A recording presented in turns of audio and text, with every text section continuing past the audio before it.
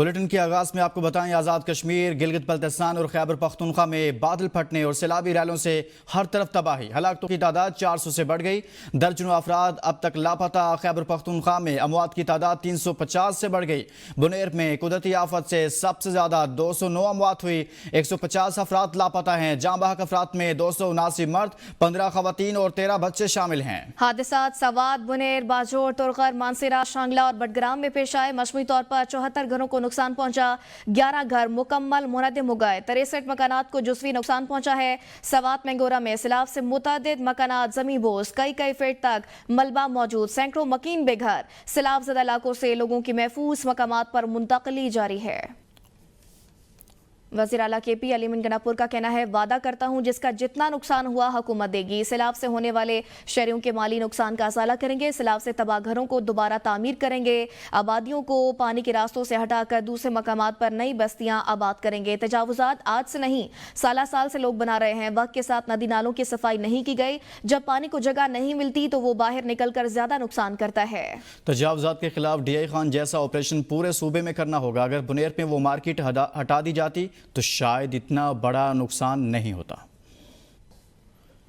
وزیر اعلیٰ خیبر پختونخوا علیمن گنڈاپور کا سیلاب سے متاثرہ ضلع بنیر کا دورہ۔ بنیر کے سیلاب سے متاثرہ علاقے بشنئی اور پیر بابا احمد سیلاب سے ہونے والے نقصانات اور امدادی سرگرمیوں کا جائزہ لیا۔ صوبائی کابینہ اراکین، ایم این اے بیرسٹر گوہر، چیف سیکرٹری اور دیگر متعلقہ حکام بھی وزیر اعلیٰ کے ہمراہ ہیں۔ وزیر اعلیٰ علیمن گنڈاپور نے بنیر میں سیلاب سے متاثرہ لوگوں سے ملاقات کی اور سیلاب سے شہید ہونے والے افراد کے لواحقین سے تعزیت اور دلی ہمدردی کا اظہار کیا۔ وزیر اعلیٰ نے شہداء کے ایصال ثواب کے لیے فاتح خوانی کی ہے۔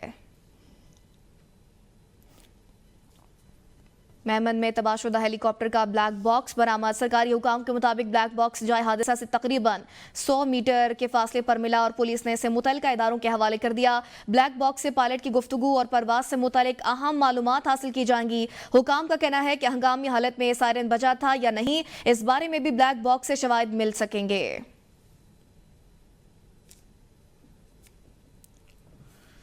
پاک فضائیہ نے بھارت کے 6 جنگی طیارے مار گرائے، جن کے ویڈیو ثبوت ہمارے پاس موجود ہیں۔ وزیر داخلہ محسن نقوی کہتے ہیں، ہم نے ریڈار میں دیکھا، ہماری ایئر فورس نے بھارتی طیارے گرا دیے۔ طیارے گرانے کے بعد فیصلہ کیا تھا، ثبوت آنے تک اعلان نہیں کریں گے۔ جنگ کے دوران انٹیلیجنس اداروں کا کردار بہت اہم تھا۔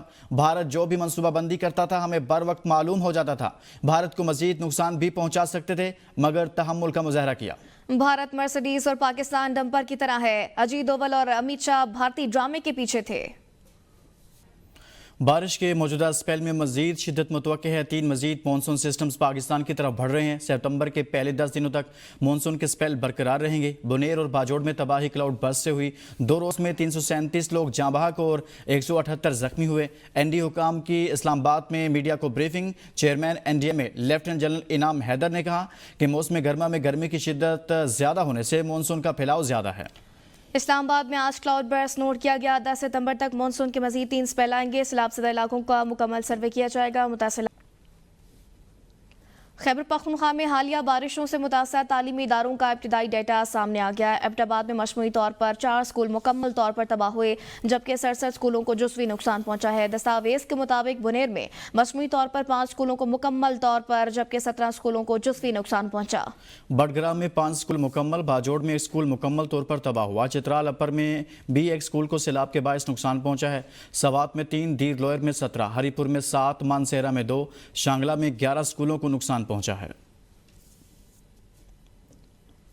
بنیر، شانگلہ اور سوات کے مختلف علاقوں میں پاک فوج اور فرنٹیئر کورٹ نارتھ کا ریسکیو آپریشن جاری ہے۔ رات گئے پاک فوج کے مزید دستے بھی متاثرہ علاقے پہنچ گئے۔ کور آف انجینئرز کے دستے بھی ساز و سامان سمیت ریسکیو آپریشن میں مصروف عمل ہے۔ موسم کی خرابی کے باوجود پاک فوج کے ہیلی کاپٹر امدادی کارروائیوں میں شریک ہیں۔ آرمی چیف کی ہدایات کے مطابق پاک فوج کے 1 دن کے راشن کی اشیاء کو بھی ضرورت مند افراد تک پہنچایا جا رہا ہے۔ پاک فوج کے ڈاکٹرز نے متاثرہ علاقوں میں میڈیکل کیمپ لگا لیا، جہاں مفت ادویات تقسیم کی جا رہی ہیں۔ بنیر کے گاؤں چوراک میں پاک فوج کے دستے ریسکیو آپریشن میں مصروف ہیں۔ آدم خیل میں تباہ شدہ مکانات کے ملبے تلے دبنے والے افراد کی بحالی کا سلسلہ جاری ہے۔ تمام متاثرہ افراد کو بحفاظت ریسکیو کرنے اور محفوظ مقامات پر منتقل کرنے تک آپریشن جاری رہے گا۔ پاک فوج کی جانب سے متاثرہ خاندانوں کو ضروری اشیاء کی فراہمی بھی کی گئی، جن میں راشن اور بستر شامل ہیں۔ پاک فوج کی جانب سے متاثرہ افراد کے لیے ہر ممکن اقدامات کیے جا رہے ہیں۔ پاک فوج کے گلگت بلتستان میں سیلاب سے متاثرہ علاقوں میں امدادی کارروائیاں جاری. سول انتظامیہ اور پاک فوج نے ناممکن کو ممکن بنا دیا. صرف 18 گھنٹوں میں باغیچہ روڈ بحال. سکردو جگلوٹ روڈ باغیچہ کے مقام پر پل بہہ جانے سے بند ہو گئی تھی. روڈ کی بندش کے باعث سکردو کا دیگر علاقوں سے رابطہ منقطع ہو گیا تھا.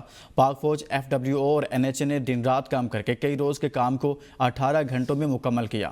روڈ بحال ہونے کے بعد مسافر اور مال بردار گاڑیاں اپنی منزل کی جانب گامزن ہیں. راولپنڈی سے خبر ہے جہاں پر اڈیالہ روڈ پر پانی کے تیز بہاؤ میں پھنسے 2 افراد کو ریسکیو کر لیا گیا. ترجمان ریسکیو کے مطابق پانی کے بہاؤ کے باعث دونوں افراد ایک ٹیلے پر محصور ہو گئے تھے. اطلاع ملتے ہی ریسکیو ٹیمیں فوری طور پر جائے وقوع پر پہنچیں اور ریسکیو آپریشن کے دوران کشتی کا استعمال کرتے ہوئے دونوں افراد کو بحفاظت نکال لیا ہے.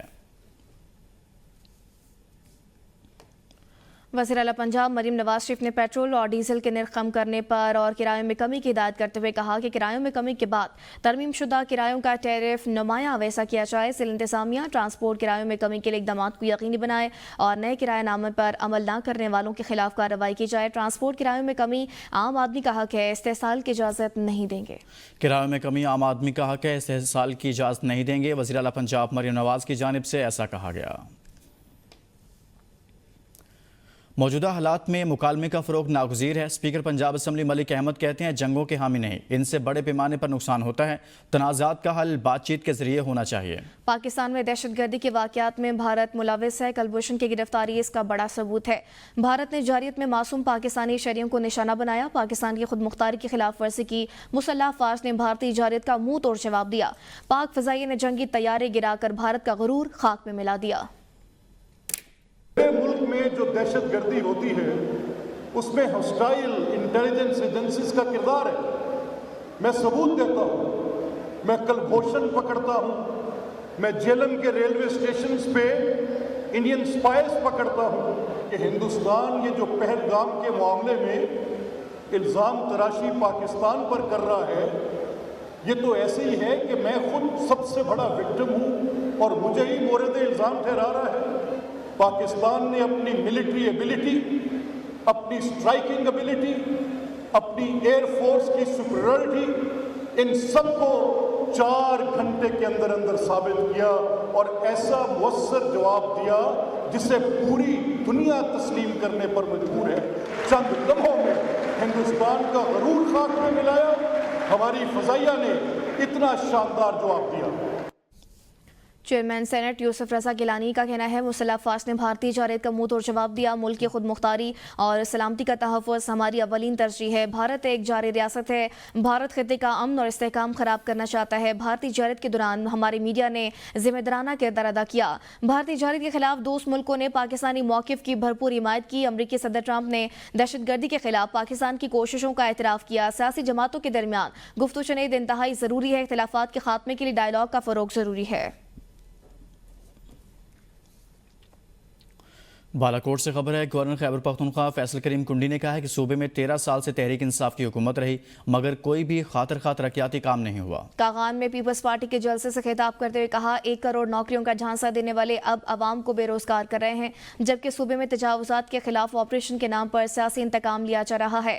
PTI کے لوگ خود ہی ایک دوسرے پر چوری کے الزامات لگا رہے ہیں. ہماری بہادر افواج نے بھارت کو سبق سکھایا. دہشت گرد چند گھنٹوں کی مار ہے. عوام کو محفوظ بنانا اور دہشت گردوں کو بھگانا ہمارا مشن ہے.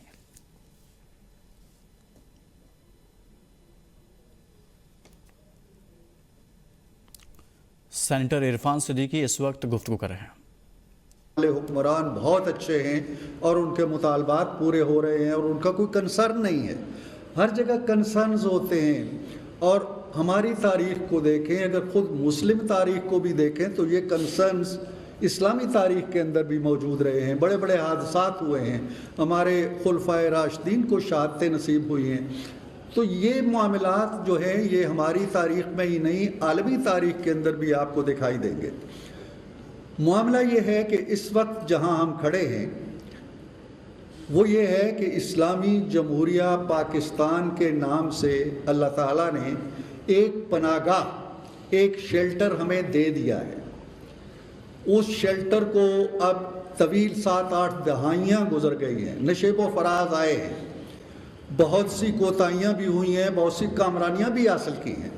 پاکستان جہاں 1947 میں کھڑا تھا آج وہاں نہیں ہے. 2025 کے اندر کئی مرحلے وہ طے کر چکا ہے اور کئی مقام کئی درجے بلند ہو چکا ہے. میں دعوے سے کہا کرتا ہوں جہاں بیٹھتا ہوں گفتگو کا موقع ملتا ہے کہ اگر 100 افراد بیٹھے ہیں, چاہے وہ پشتون ہیں, چاہے وہ بلوچ ہیں, چاہے وہ پنجابی ہیں, چاہے وہ سندھی ہیں, اگر 100 افراد کہیں بیٹھے ہیں اور وہ اپنے دل پہ ہاتھ رکھ کے کہیں کہ آج سے 30 اور 40 سال پہلے ہماری زندگیاں بہت آسودہ تھیں اور آج خراب ہے, کوئی نہیں ہوگا, ایک بھی نہیں ہوگا. سب کی زندگیوں کے اندر تبدیلیاں آئی ہیں اور مثبت تبدیلیاں آئی ہیں. جس کے پاس کچھ نہیں تھا اس کے پاس سائیکل آ گیا ہوگا, سائیکل والے کے پاس شاید موٹر گاڑی تک آ گئی ہو. آج ہمارے گھر پکے ہو گئے ہیں, ہماری گلیاں پکی ہو گئی ہیں. ہمارا دیکھیں کمیاں, کوتاہیاں. جوئے کو ویڈیو میں پروموٹ کرنے کا مقدمہ. لاہور کی مقامی عدالت نے یوٹیوبر ڈکی بائی کو 2 روزہ جسمانی ریمانڈ منظور کر لیا اور ملزم کو 19 اگست تک دوبارہ پیش کرنے کا حکم دیا. عدالت نے نیشنل سائبر کرائم ایجنسی سے آئندہ سماعت پر تفتیشی رپورٹ طلب کر لی. نیشنل سائبر کرائم ایجنسی نے یوٹیوبر ڈکی بھائی کو جوڈیشل میجسٹریٹ کے روبرو پیش کیا. ڈیوٹی میجسٹریٹ نے نیشنل سائبر کرائم ایجنسی کی درخواست پر سماعت کی ہے. نیشنل سائبر کرائم ایجنسی نے تفتیش کے لیے ملزم کے جسمانی ریمانڈ کی استدعا کی جو منظور کر لی گئی ہے. بی جے پی حکومت کو الیکشن چوری کرنے کی اجازت نہیں دیں گے. بھارتی کانگریس لیڈر راہل گاندھی کہتے ہیں ملک بھر میں ودھان سبھا اور لوک سبھا کے انتخابات چوری کیے جا رہے ہیں. بی جے پی کی تازہ ترین سازش بہار میں نئے ووٹروں کو شامل اور موجودہ ووٹروں کو SIR کے ذریعے ہٹا کر انتخابات میں ہیرا پھیری کرنا ہے. لیکن ہم انہیں الیکشن چوری کرنے کی اجازت نہیں دیں گے. راہل گاندھی کی جانب سے ایسا کہا گیا. مودی سرکار کو ایک اور جھٹکا. امریکہ نے اگست 2025 میں بھارت کے ساتھ طے شدہ تجارتی مذاکرات کو اچانک منسوخ کر دیا. بھارتی میڈیا کے مطابق مذاکرات دونوں ممالک کے درمیان تجارتی تعلقات کو مزید وسعت دینے کے لیے اہم سمجھے جا رہے تھے. تیل خریدنے کے معاملے پر امریکہ نے بھارت کو خبردار کرتے ہوئے اضافی ٹیرف کی دھمکی دی تھی. اضافی 25% ٹیرف کے بعد بھارت پر مجموعی امریکی ٹیرف 50% ہو گیا. ٹیرف کے حوالے سے وائٹ ہاؤس کا کہنا تھا کہ بھارت سے درآمد کی جانے والی اشیاء پر اضافی ڈیوٹی عائد کرنا مناسب اور ضروری ہے کیونکہ بھارت روس سے بالواسطہ اور بلاواسطہ تیل درآمد کر رہا ہے. اس سے قبل امریکی وزیر خزانہ نے بھی خبردار کیا تھا کہ اگر ٹرمپ اور پیوٹن کے مذاکرات ناکام ہوئے تو بھارت پر مجموعی ٹیرف 50% سے بھی زائد ہو جائیں گے. بھارتی میڈیا کی ڈرامہ بازیاں ایک بار پھر عروج پر. خبر ہو یا افواہ, بھارتی نیوز چینلز نے اسے بالی ووڈ کی اسکرپٹ سمجھ کر پیش کرنا شروع کر دیا. امریکی صدر کے لگاتار بھارت مخالف فیصلوں سے حواس باختہ اینکرز کو کچھ نہ ملا تو انہوں نے ایسی فلمی کہانی گڑھ دی کہ سننے والا بھی حیران رہ جائے. جی ہاں, ٹرمپ سے ملاقات کرنے والے روسی صدر ولادیمیر پیوٹن کو ہی نکلی قرار دے ڈالا. اب تک کے لیے اتنا ہی. دیکھتے رہیے ABN نیوز, قوم کی سوچ.